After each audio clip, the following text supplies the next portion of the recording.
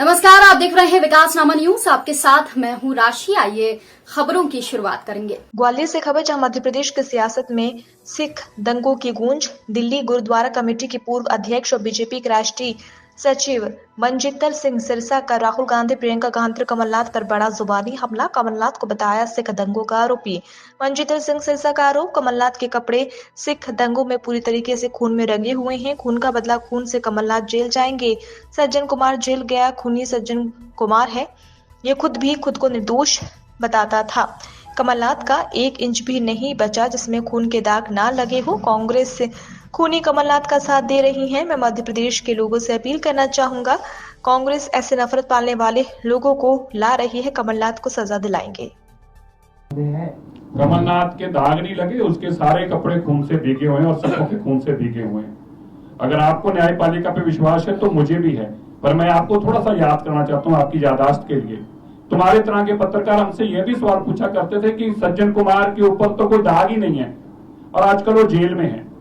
Tytler भी कहा करता था मेरे पास क्लीन चिट है। जब भैया दाग धोने वाले लोग और दाग लगाने वाले दो एक ही होंगे तो भैया कौन इंसाफ देगा आपको? जो पुलिस, मैं आपकी जानकारी के लिए, क्योंकि आपने सवाल अच्छा किया है, आपके ध्यान में और संज्ञान में रहे, ये जो खूनी सज्जन कुमार है ये भी यही कहा करता था। और जो गवाह बने, माशा मुझे जवाब दीजिएगा जरूर, जो गवाह बने उसके बेटे को जिंदे को 1991 में जलाया गया, 84 में नहीं। जो गवाह बना उसके बेटे को 1991 में जलाया गया और उसकी बेटी का साथ बलात्कार किया गया। ये गवाहों का हाल किया जाता था। अरे भैया इंसाफ मांगने किससे जाते?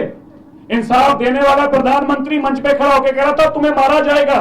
जब बड़ा पेड़ गिरता है तो धरती हिलती है, मतलब तुम्हारा मरना तय है और भी मरोगे।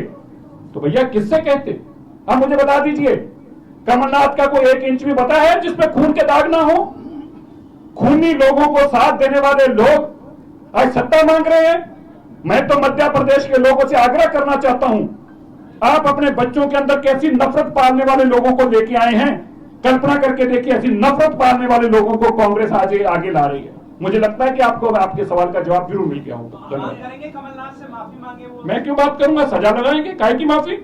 खून का बदला खून है, उसने सजा दी है, सरकार उसको, कोर्ट उसको सजा दे और जो सजा बनता है, कानून बनता है, उसको सजा दे। नहीं की तो बच जाएगा और भुगतेगा तो भुगतना पड़ेगा। माफी की क्या मतलब है इसमें? आपने हमारे का जिक्र, ना तो दादाजी सनातनी थे, ना उनके नानी जी सनातनी थे, ना उनके नाना जी सनातनी थे, ना उनके माता जी का धर्म ये है, ना उनके पिताजी, क्योंकि उनके पिताजी का धर्म भी नहीं था सनातन।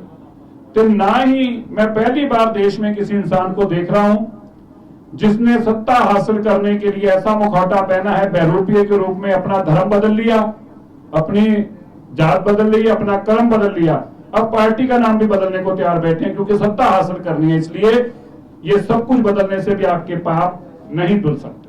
धन्यवाद। मोदी दंगों के बड़े आरोप है, इस बारे में आपका कुछ कहना है क्या? तो मैं आपकी जानकारी में देना चाहता हूं कि मेरा ही वो केस है। मैंने ही जो यहाँ के मुख्यमंत्री हैं कमलनाथ, उनके खिलाफ ये केस खुलवाने के लिए भारत के गृह मंत्री साहब को तब के दरख्वास्त दी थी, राजनाथ जी को। आपकी जानकारी में थोड़ी सारे तथ्य सामने आ जाए। ये केस जो था इनके साथ, कमलनाथ के साथ, कमलनाथ के घर में रहने वाले लोग, जो उनके घर में रह रहे थे लोग, वो भी कत्लेआम में शामिल थे। उनका FIR में नाम था। बाद में कमलनाथ ने वो केस अपने जैसे बाकी सबके, सज्जन कुमार, टाइटलर, HKL भगत को सब कुछ क्लीन चिटें मिलती गई। कमलनाथ ने भी अपने लोगों के नाम पर केस डलवाकर और बाद में कोर्ट में उसका चलान फाइल होने के बाद चार्जेस फ्रेम नहीं होने दिए और वो सारे लोग खतबरी हो गए।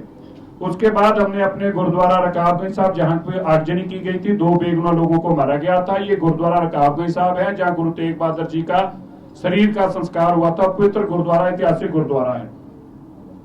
हमने उस केस को खुलवाने के लिए भारत की सरकार के जब आग्रह किया तो SIT ने कहा, जो SIT मोदी जी ने बनाई थी, कि जो केस की ऑलरेडी चार्जशीट फाइल हो चुकी है, हम खोल नहीं सकते। हम फिर भारत सरकार के पास गए, गृह मंत्री से दोबारा ऑर्डर पास कराया कि जिन केसेस के अंदर ट्रायल भी हो चुकी है उनको भी खोला जा सकता है।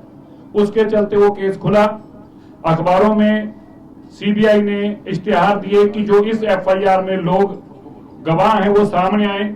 हमारे 2 गवाह जो कि दिल्ली कमेटी के एक मुलाजिम थे फॉर्मर, और एक पत्रकार थे जो आजकल बड़े टीवी में काम करते हैं इंग्लैंड में, दोनों ने अपनी गवाही देने की पेशकश की। वो केस माननीय हाई कोर्ट के सामने है। इसके बावजूद कांग्रेस जब हमास की बात आती है तब तो उनका साथ देते हैं। हमें बड़ा दुख है जो इजराइल में कत्लेआम हुआ, जो वहां पे आज उस इलाके में कत्लेआम हो रहा है। हम उसके किसी भी कत्ल, एक आदमी का कत्ल होना, एक आदमी का मारे जाना भी बहुत पेनफुल है, लेकिन हमें बड़ा दुख है कि प्रियंका गांधी जी को वहां हो रहा कत्लेआम तो दिखा, लेकिन 8000 बेगुनाह लोगों के खून के ऊपर आज तक उन्होंने अपनी प्रतिक्रिया नहीं दी। और तो और उस कत्ल को करने वाले लोग उनको मुख्यमंत्री का चेहरा बनाकर मध्य प्रदेश में सिखों के जख्मों के ऊपर अभी से फिर से एक बार नमक लगाने का काम किया है। हमें बहुत दुख है कि आज की इस मॉडर्न सोसाइटी में, सिविल सोसाइटी में, जहां ऐसी किसी भी कत्लेआम, किसी भी अहिंसा का कोई स्थान नहीं है, लेकिन दुख की बात है कि गांधी परिवार आज भी कातलों को शेल्टर देता है और प्रेम की दुकान, मोहब्बत की दुकान खोलने की बात करता है। मैं मध्य प्रदेश के लोगों से जरूर आग्रह करना चाहता हूं, क्या आप ये मानने को तैयार हैं कि कत्ल करने के बाद खून खराबा करने वाली पार्टी और फिर ये कहे कि ये मोहब्बत की दुकान है? क्या 1984 की कत्लेआम करना मोहब्बत की दुकान थी? 1975 में जिस तरह से इमरजेंसी लगाकर लोगों का कत्लेआम किया गया, लोगों को नपुंसक किया गया, क्या ये प्यार मोहब्बत की दुकान है? 1992 में जिस तरीके मध्य प्रदेश, महाराष्ट्र में और उससे पहले कितने ऐसे कत्लेआम किए गए भागलपुर से लेके देश के अलग अलग कोनों में, क्या ये मोहब्बत की दुकान है? और मुझे इस बात का भी खेद है, आज धर्म के नाम पर लोगों को बांटा जा रहा है। राहुल गांधी जी को अचानक सत्यम शिवम सुंदरम याद आ जाती हैं, उनको हिंदू धर्म की याद आती है। किसी को अच्छी बात है अपने धर्म में विश्वास रखना, आजकल उनको ओबीसी भी याद आने लगे।